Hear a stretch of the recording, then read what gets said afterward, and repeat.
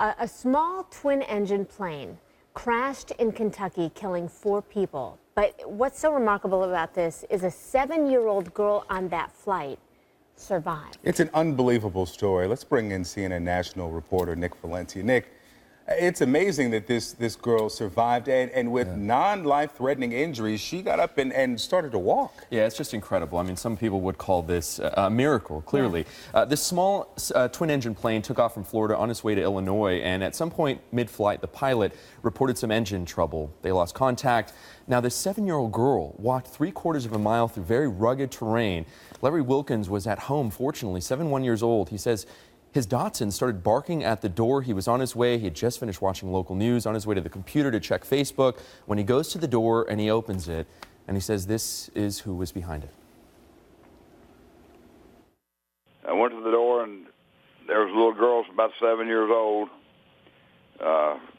crying. Not bad. Her lip was quivering pretty good.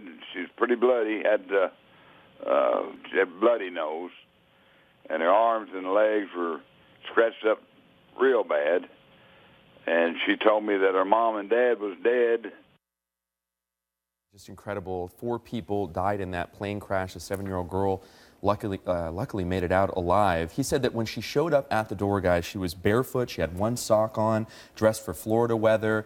He's surprised that she even made it through that terrain, found the house. I asked him, you know, are you surprised? This is a very rural area, not many houses, not many people in their homes during winter. He said he was home, has this winter home, had the light on, and she probably saw the porch light on from the woods. But he was more surprised that he didn't hear the crash itself. It took investigators about 2 hours to locate the wreckage, and that's what surprised him the most. And he said if it wasn't for his dogs barking at the door, he may have never even heard her faint little knock. A sense of direction, to go in the direction of homes, all these things to come together.